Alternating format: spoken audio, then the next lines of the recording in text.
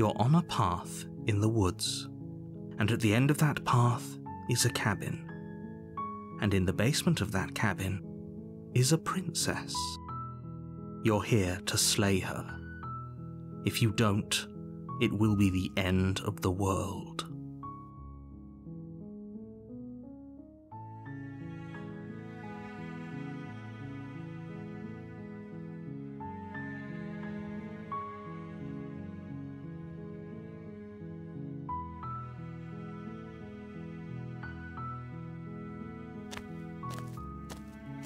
You make your way up the short path to the cabin. You'll find the princess within. We're not going to go through with this, right? She's a princess. We're supposed to save princesses, not slay them. Ignore him. He doesn't know what he's talking about.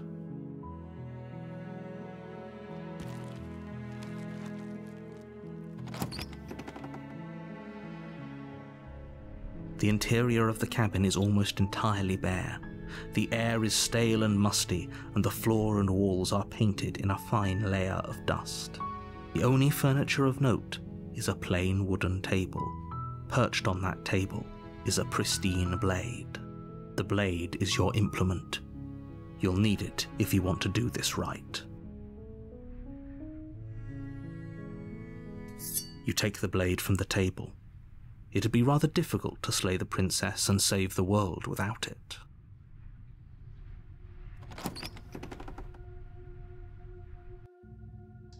The door to the basement creaks open, revealing a staircase faintly illuminated by an unseen light in the room below.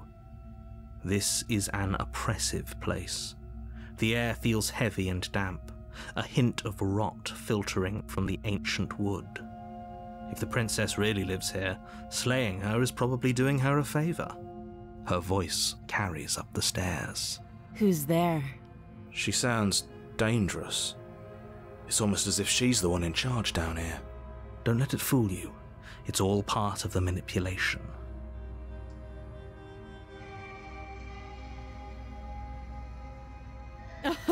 Oh, are you now? Why don't you come down and let me take a look at you? Great job. You gave away the element of surprise. Good luck, hero. You walk down the stairs and lock eyes with the princess. There's a heavy chain around her wrist, binding her to the far wall of the basement. She's so coldly beautiful. Is she really a threat to the world? Focus on the task at hand. You weren't kidding when you said you were here to kill me.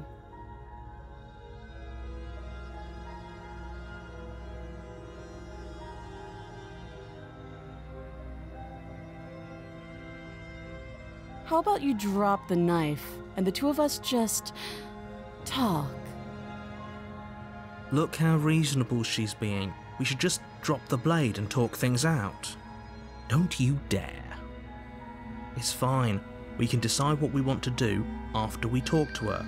Maybe she really is a monster, but killing someone in cold blood isn't very becoming of us.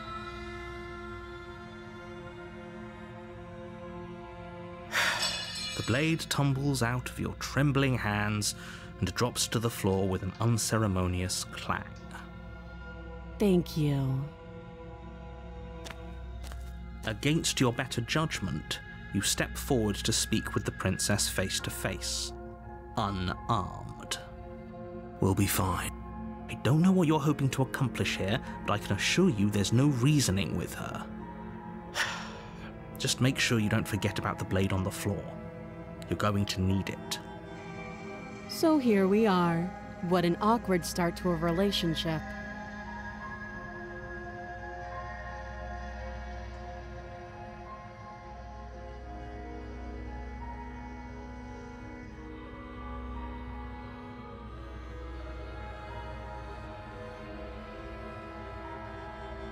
She hesitates before answering. You can address me as Your Royal Highness, or Her Majesty. Any honorific should do, really. Note the lack of detail. You can't trust her.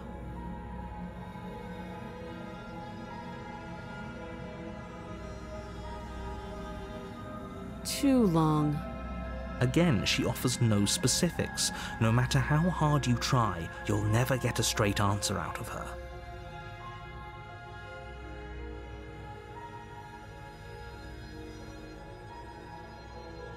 Do you?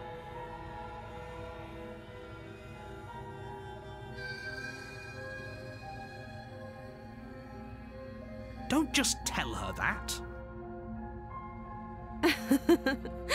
Is that why they threw me down here? But I don't want to hurt anyone. I like the world, I think. I don't remember much about it, to be honest. I've been down here a long time. Just how long has she been down here? If I'm supposed to be capable of ending the world, then how did I wind up here, chained to a wall? Have they told you why I'm allegedly so dangerous?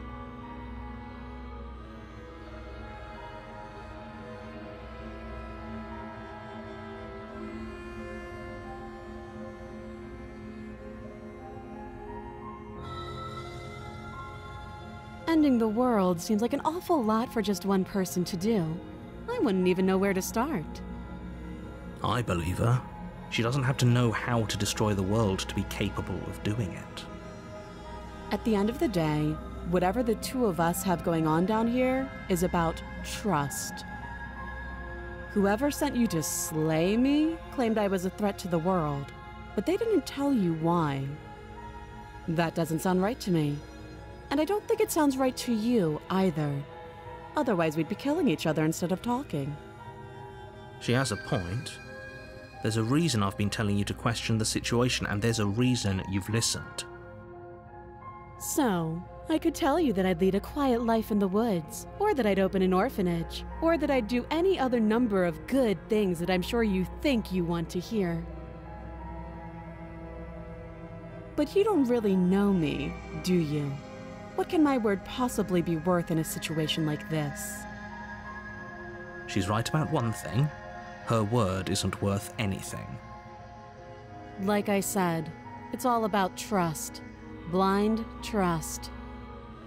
So do you trust me, the prisoner, the victim, the princess clearly incapable of ending the world? Or do you trust whoever put me here? She's wrong. This isn't about trust. This is about risk. We stand to lose everything, all for the sake of one person, and a subjugating monarch no less.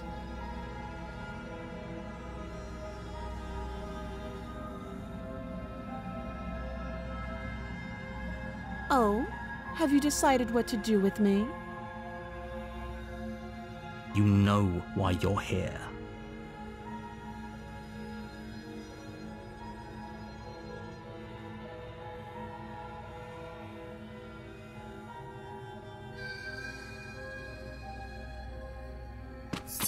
Doubt, unfortunately, clouds your thoughts as you attempt to run her through.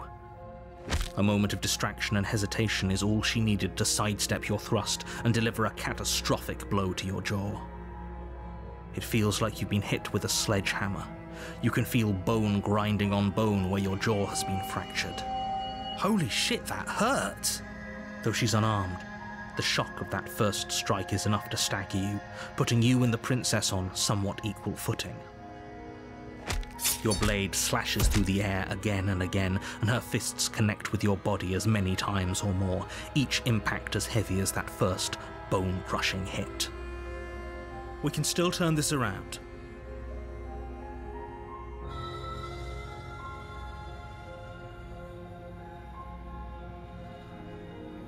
You and the princess stare at each other, both gasping for breath, equally exhausted. You probably won't make it out of here alive, but you can at least make sure that she won't make it out of here, either. Excuse me? Do you think this is what I wanted to happen? I have a duty to state the facts of the situation, and honestly, it's a miracle anyone is still standing right now. Can you not feel all those ruptured organs bouncing around in there? If the princess doesn't do our friend in herself, internal bleeding is certain to finish the job. The two of you clash for the final time. You feel your ribs break as she delivers a heavy blow, but you push through the pain, falling forward and sinking your blade deep into the princess's heart. Oh. The two of you fall to the floor. This was fun. The princess gasps, her voice an unhealthy rasp as her lungs start to fill with blood. You put up more of a fight than I thought you would. But I have to wonder, do you really think this is the end? But you don't have time to worry over such things. Everything goes dark, and you die.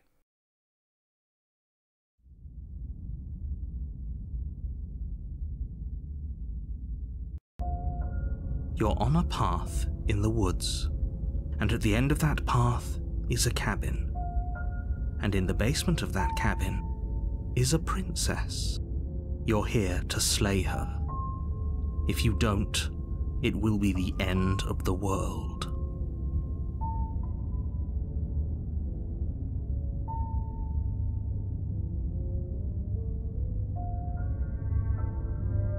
I can assure you that you didn't slay her and that she didn't kill you. People don't just spring back to life after dying, and the two of us are meeting for the very first time.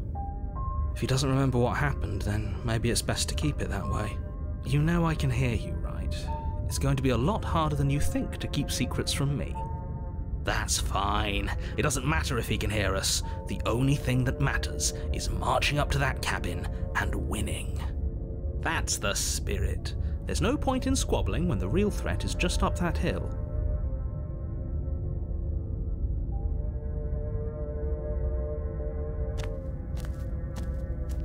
A warning before you go any further. She will lie, she will cheat, and she will do everything in her power to stop you from slaying her. Don't believe a word she says.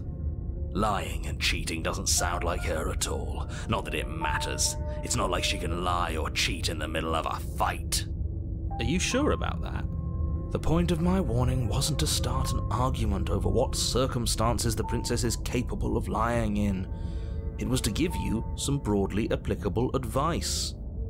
The princess will do and say whatever she thinks it will take to get her out of there. So don't trust her. Ever. Are we clear? Crystal, let's just get on with it already.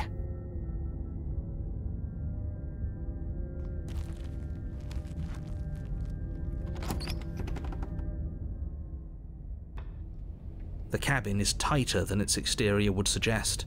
Its cold stone walls press in on you, as if trying to forcefully direct you towards your destination.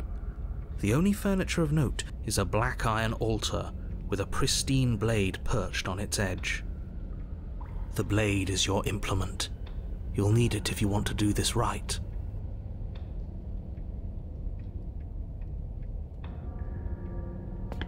You walk up to the wall next to the basement door. It's a wall. There isn't much to see here. What are you talking about? This isn't a wall. It's a mirror. Or at least it'll be a mirror once we wipe off that layer of grime. You reach forward and rub your hand against the cabin wall. I hope you know how ridiculous you look right now. But there was a mirror a second ago. And now it's gone, so all of us can stop arguing about it and get to fighting.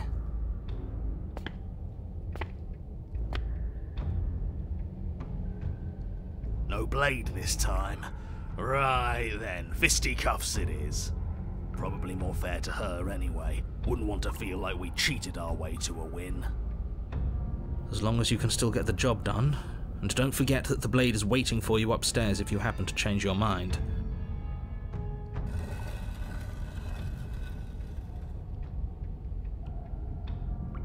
The door to the basement creaks open, revealing a rough stone staircase, its walls pressing at your sides and tightening as you descend.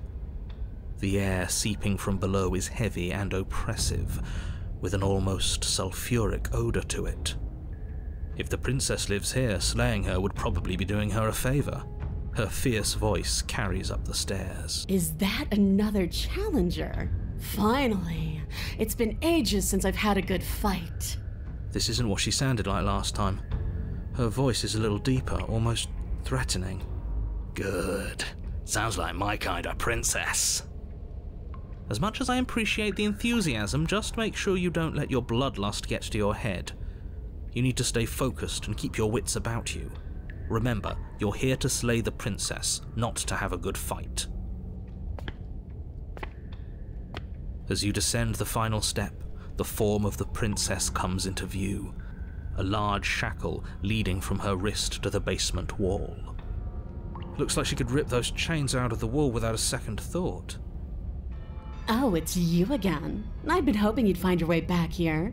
Good to see that death doesn't stick for either of us. But no little knife this time, huh? Ugh, I hope you're not just here to chat. I've been itching for a rematch.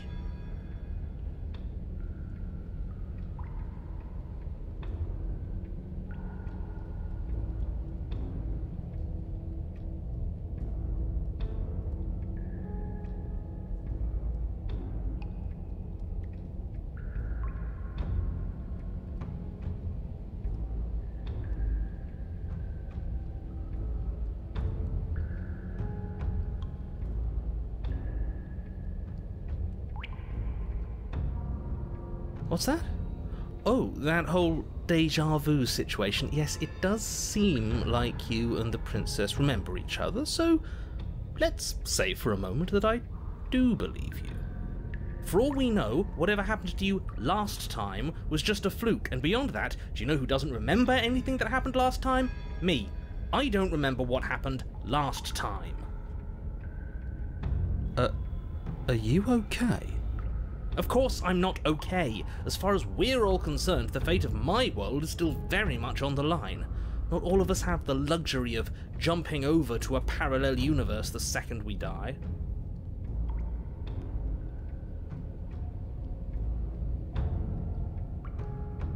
No, I remember you all right. Best 3 minutes of my life. So, why don't we do it again? Or are you scared I'm going to put you down for good this time? Are you just going to let her talk to us like that? We're not scared. I think my position on violence in this situation is already more than clear, but you really shouldn't let yourself be goaded so easily. There's more at risk in this encounter than your fragile ego. I agree. If we're going to fight her, we need a weapon.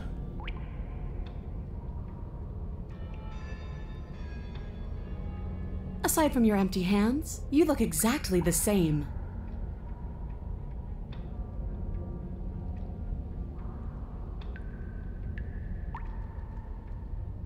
Haven't we talked enough? Do you really have anything else to say? Or are you just stalling because you're scared I'm going to kill you again?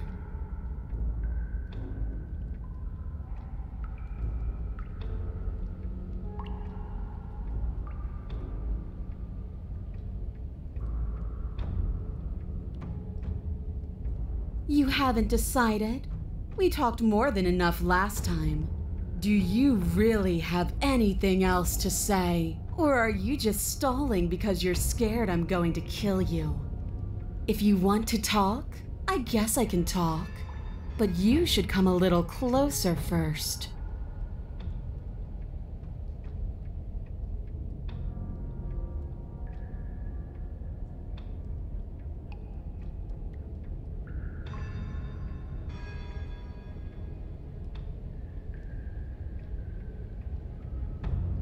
Oh, you've got another thing coming if you think you can just turn around and leave.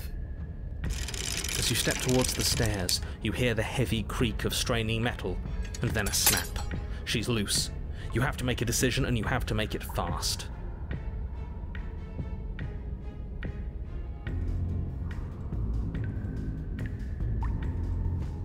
You do your best to scramble up the stairs before the princess can reach you.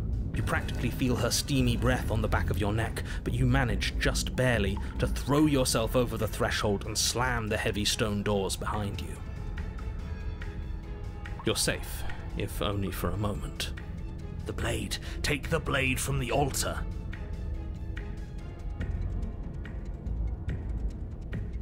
Are you sure about that? Do you think this door is enough to hold me? You're not getting out of this. I don't care how many things I have to break. I'm getting the fight I want. entire cabin shakes as the princess throws herself against the basement door. It's huge and made of stone. We're fine, right? If we had a weapon, we'd be fine. Yes, you should probably pick up the blade, shouldn't you? I know I'd feel a lot safer with it.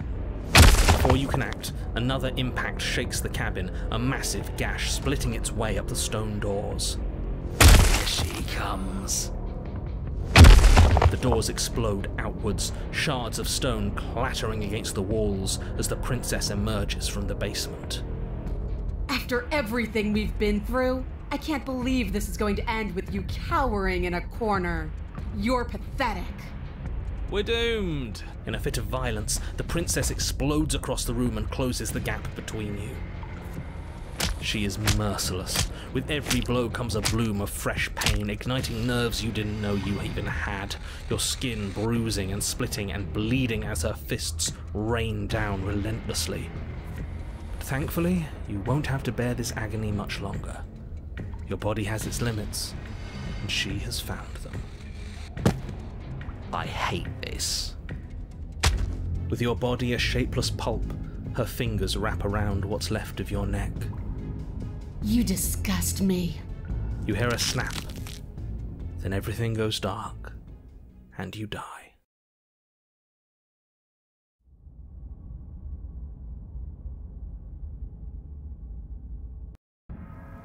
You're on a path in the woods, and at the end of that path... All right, change of plans. We're taking the blade this time, and we're not hiding upstairs. Who cares about the blade? If we had a chance against her, we already missed it, didn't we? She got stronger, and we stayed the same. We've seen her bleed. Whatever she is, she started out mortal, which means she probably is still mortal, which means we can win. We just didn't take things seriously enough last time. If that's what you want, then fine. Enjoy being beaten to death again and again and again. Well, this is just great. Let me cut to the chase. Clearly, you've already been here. Yeah, you think? Actually, I don't think we have been here. This is all different, isn't it? That's a good point. Everything here is a little off. Look, if the world around you is changing, especially all the way out here, then that means you're nearing the point of no return. Whatever happens next, that's it. There won't be any more do-overs. So you'd better take things seriously.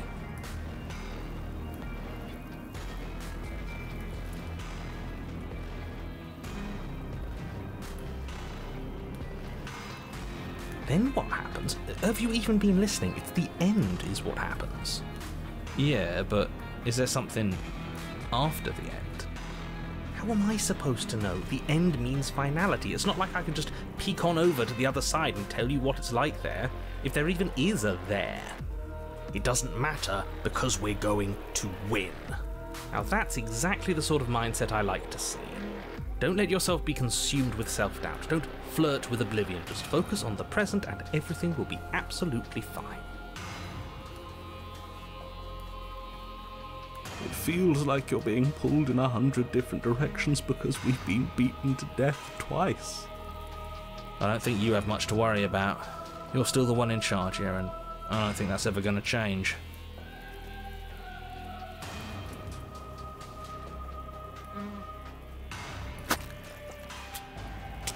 Good, we're all on the same page. It isn't long before you find yourself at the end of the path, staring up at the cabin on the hill.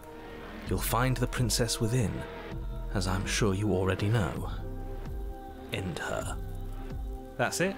No final words of advice? I'd rather not waste any more time. I'm sure that any advice I'd give at this point is something you've already heard. That's fine by me. Let's get moving. I'm itching for a rematch.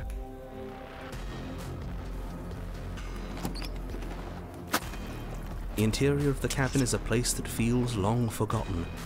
There was once an elegance to its construction, carved marble columns holding a high arched roof, vaulted windows letting in the weak starlight. But that is how it was. Now there is a growth that has overtaken it. A viscous fluid seeps from cracks in the stone walls, and it congeals into chaotic streaks of writhing nerves and wet clumps of living meat. That's horrible.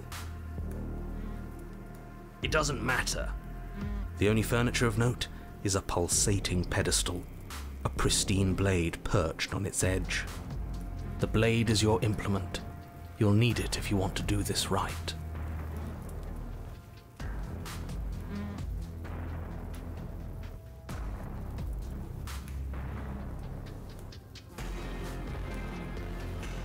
A mirror? There is no mirror. There's the pedestal, the blade sitting on the pedestal, and the door to the basement. Just tell us where the door is. I'd like to get back to fighting, and if you want us to kill her so bad, I'm sure you feel the same.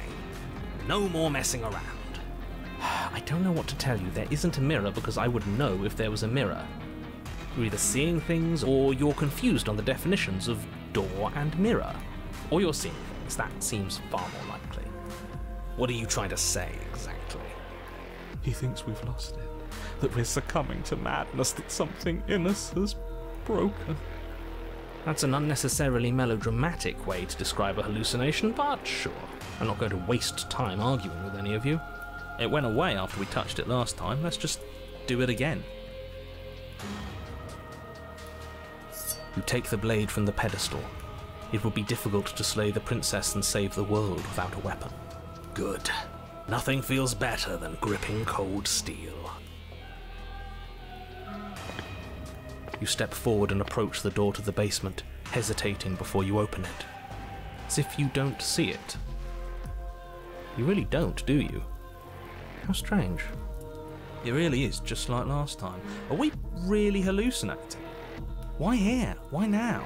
Let's just smash it and get it over with. I'm ready to get violent. We won't be able to see what's in there if we smash it. Do whatever you want with it. The mirror isn't real, so how you handle it doesn't matter, aside from wasting dangerous amounts of time. You reach forward and drag your hand across the door leading to the basement. As if on command, it slowly slides open, scraping against the stone floor, its ancient hinges moaning as it reveals the dim path ahead. Why am I not surprised? You step forward into the darkness. The stairs leading down to the basement are at once both narrow and grandiose. A high-vaulted ceiling stretches up into a gloom beyond your sight, while walls wet with tumorous growths press in uncomfortably at your sides. You feel both unprotected and trapped, at once exposed and claustrophobic. The air is thick, its odor an oppressive violence, the metallic scent of fresh blood twisting with the nauseating embers of charred remains. If the princess lives here, slaying her is probably doing her a favor. Her voice, a bellowing rage, roars up the stairs. And so you've returned. Do you intend to cower and hide again? Or have you finally decided to try and kill me? I think you'll find it won't be so simple. I've changed. The way your body broke and bled against the walls of this temple, it woke something in me. A fight is a song, but there was no music in our conflict. There was no beauty in what we did to each other, and now there's no beauty in me. Come down and see what you've done. It cuts both ways. We've both hurt each other. You make your way to the bottom of the stairs. The chamber's walls are painted in blood, a deep, sickening red that drips down in clotted streams onto the charred corpses that make up its floor. This place reeks of torment, of ripped skin and burning bone. The princess stands in its center, muscles flayed and bare and weeping, draped in a tattered dress of her own skin. Her heart beats from its place in her open chest. She's been hollowed out, just like us. Do you know what I'm going to do to you? There's not so much a moment of hesitation before she steps forward. Her chains pull taut, holding fast as she strains against them. The cuff around her wrist digs deeper into her skin. Blood drips from the place where metal meets flesh. And then, with a nauseating sound, the skin tears. It plops to the ground, and she pulls her red, glistening arm free from her bindings. She is loose, and she is coming for you. She's only trying to connect with us. Wouldn't you want to dig for a spark once you lost it? To try to reignite something, even if it hurts?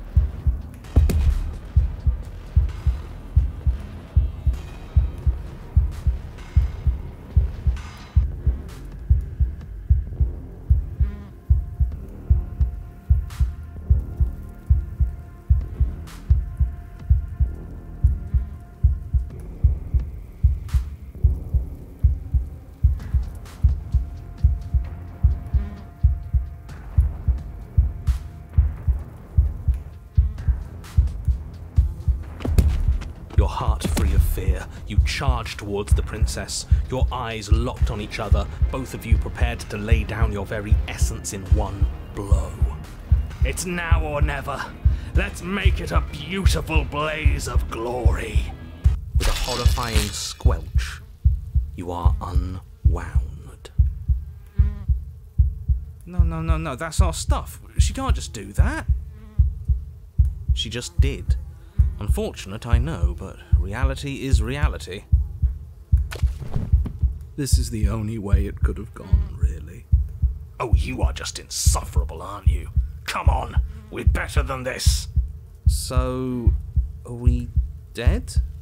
No.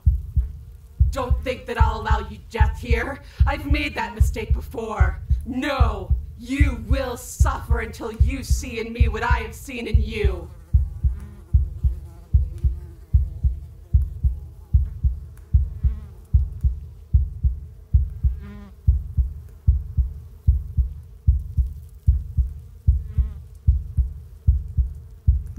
But the words don't leave your metaphorical mouth. Instead, all that leaves you is a wet and horrible gurgling as tissue vibrates out of place. Our metaphorical mouth? Oh, I didn't leave you a mouth, did I?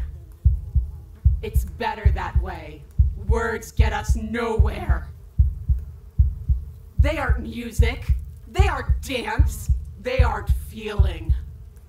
Your eye, held far outside your skull by a thin stalk of nerves and viscera, stares back at her in unblinking silence.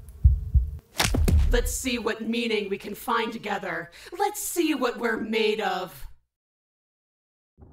Something infiltrates you. Though you do not see it, you feel it, slithering into your disaster of a body, seeping into the gaps between your molecules. The body of a sapient creature has, on average, 30 trillion cells, and each one of those cells is composed of 100 trillion some odd atoms. One of those cells is peeled from the others. 100 trillion atoms are gone. Are you still there? Are you still you?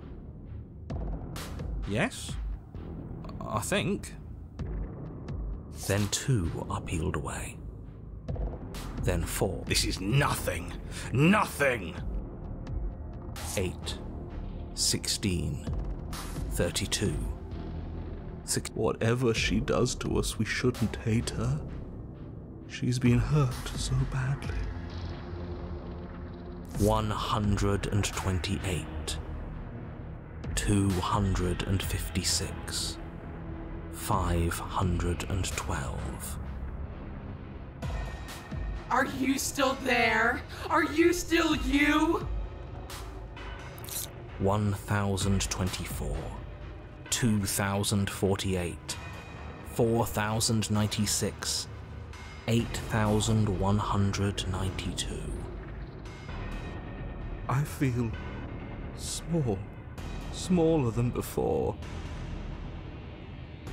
16,384. 32,768. 65,536. You can't just count us into oblivion. 131,072. 262,144. 524,288. What happens when it gets higher? Like, really higher? Nothing. Just like nothing's happening now. But something is happening now. Something in us is liquefying. Something that started small but that keeps getting bigger. 1,048,000. The hundreds don't matter anymore. Are you still there? Are you still you? 2,096,000. 4,192,000.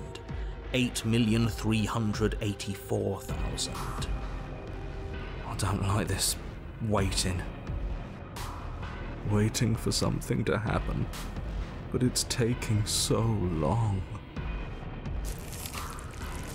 16,768,000. 33,536,000. 67,072,000. Your eyes are useless. 134 million. The thousands don't matter anymore. Your blood begins to go places it shouldn't. Are you still there? Are you still you? There's the pain. I can feel it now. But we can handle this. We can't let her win. Fighting the pain is just the same as wallowing in it.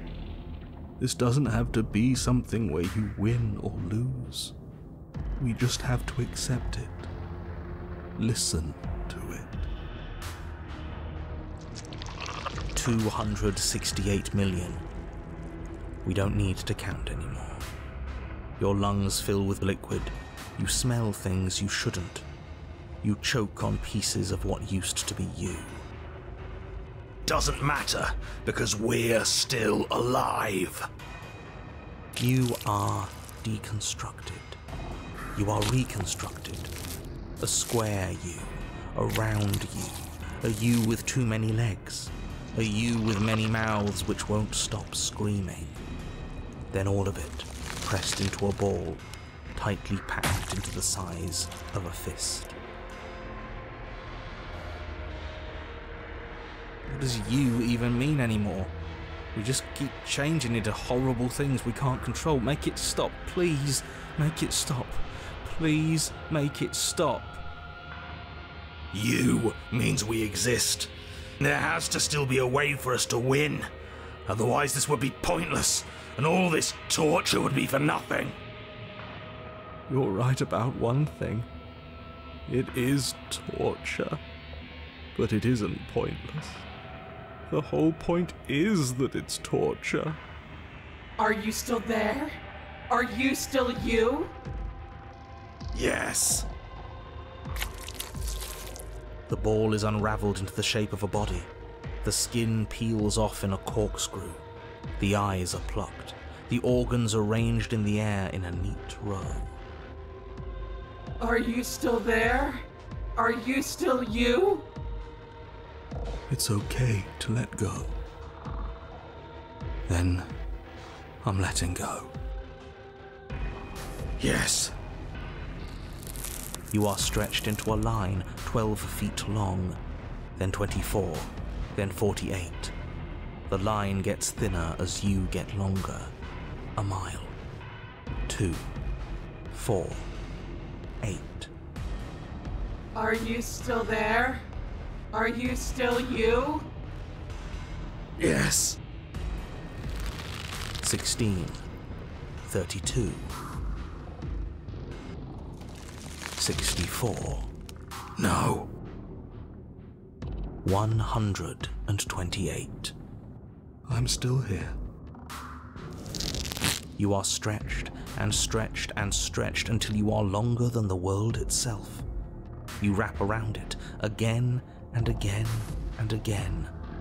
A tense line of microcosmic tissue held together by forces that are far too weak for the task they've been given. Are you still there? Are you still you? I'm going to stick around. As long as you need me to. And then the forces disappear. The bonds holding your cells together break. You are 30 trillion little pieces, all of them separate, and all of them falling. Are you still there? Are you still you? You sit in these 30 trillion places, each second passing in each of them before you arrive at the next. Each second passing as 1 million years. And so, you wait. That's all I have. And then all at once there is a great rewinding, and all of the disparate pieces that once were you fall dutifully back into place. You are whole again, and in your body, the body you had before all of this happened, and the princess sits against the wall, her dress of skin more tattered than before, her face sullen and disappointed. You left me, and there's nothing I can do to bring you back. She's just like us. A piece of her is missing.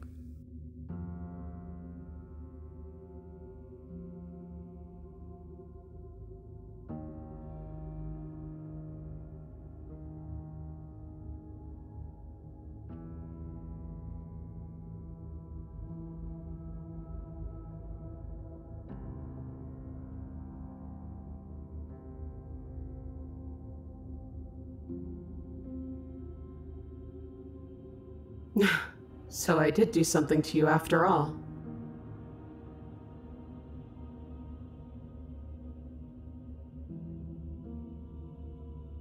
Different. I am, yes.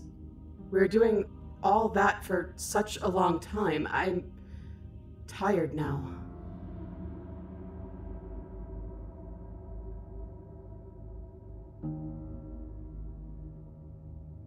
I don't know. I just wanted something back. Something that was missing. I don't really know what it is. I just know that it's still gone.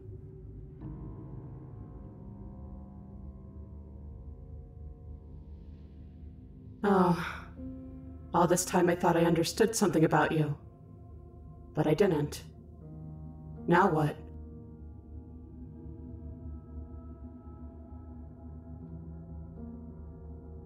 Then here I stay.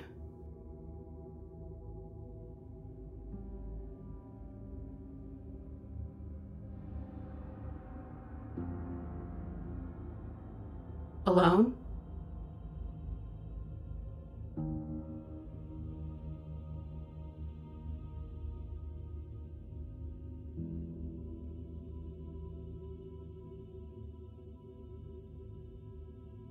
After everything I've done to you, you'd really give me that option?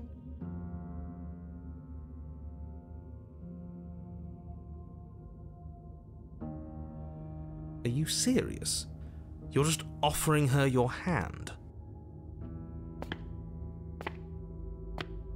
You cross the room towards the princess, extending your hand to her. Her eyes, deep wells of buried sorrow, meet yours for a moment. You despicable fiend. And then she takes your hand in hers. You're going to end the world, don't you get it? I can't let that happen. I can't let you leave. I have to... You can't stop us. We've been through enough. You don't scare us.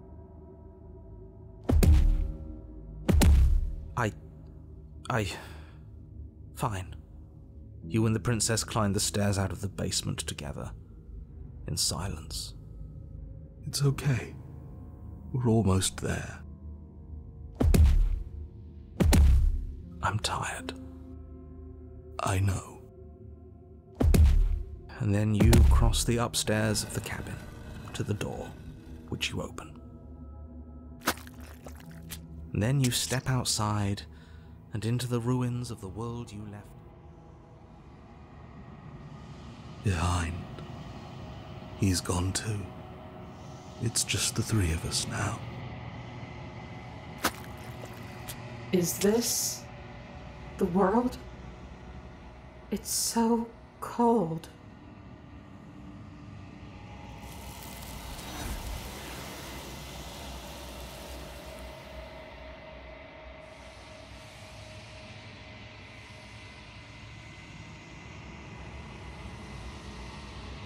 So the world's gone, and she's gone with it.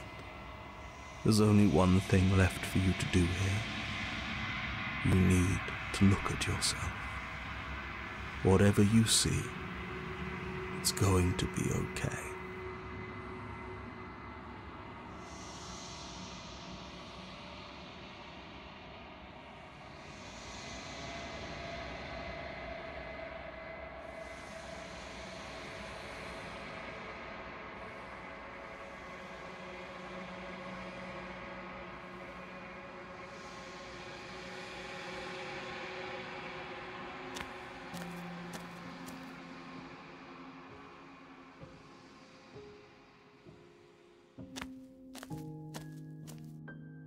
Flickering lights in empty cityscapes become pockets of vitality and movement. I am more than I was before. Whenever you are ready, I will wipe your slate clean once again.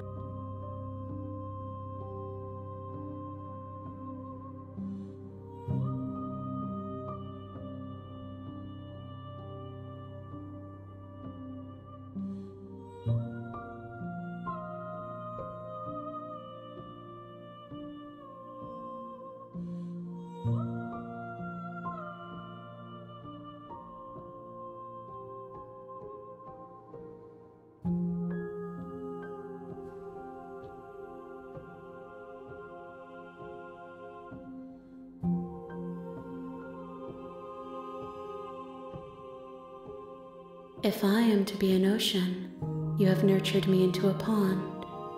My waters are shallow and murky, and I yearn for more perspective. You will have your rest in due time, and I am sorry for the burdens I place on you.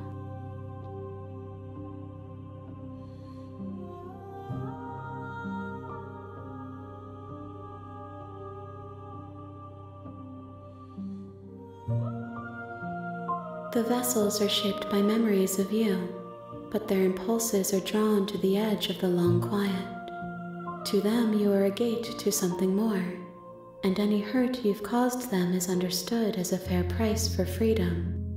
But they are only thoughts and perspectives. They are not me. The wounds they've suffered carve texture around my heart. Without them, I would be as I was before. I would be alone and without sensation. I could not feel the joy of having you by my side, for I would not know your absence.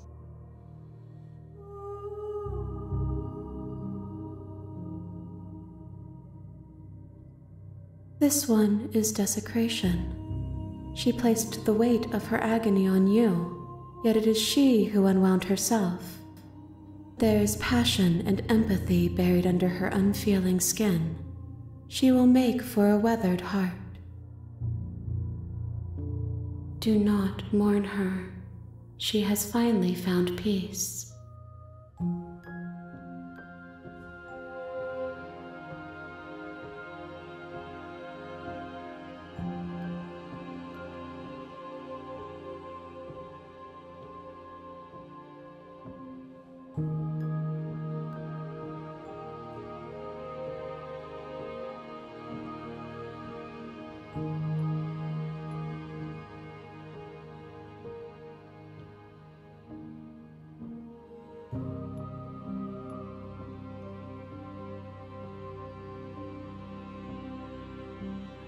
Why wouldn't I be kind to you? You are the only thing I know that isn't me.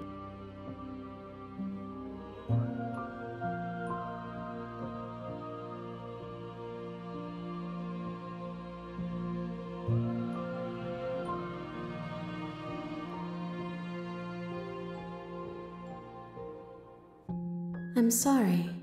Words are difficult for me. They never fully weave what I wish to say. If you do not like my answers, then you need not ask me questions. The vessels you choose to bring me carry far more meaning than anything words could say in the spaces between.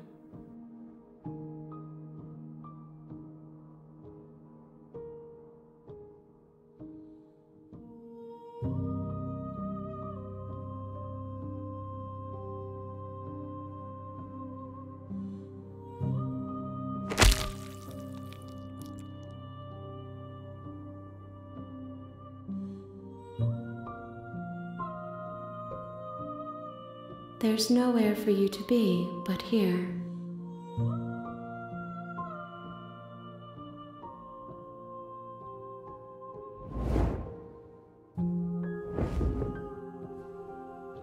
My roots burrow in an ocean beyond your sight. We cannot harm each other as we are now.